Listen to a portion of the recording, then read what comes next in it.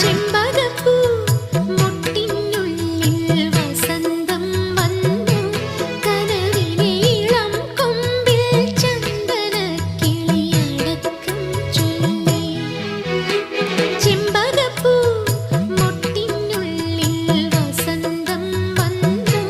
കനവിനീളം കൊമ്പിൽ ചന്ദനക്കിളിയടക്കം ചൊല്ലി പുതുമഞ്ഞു തുള്ളിയിൽ വാർമഴവില്ലുണർന്നേ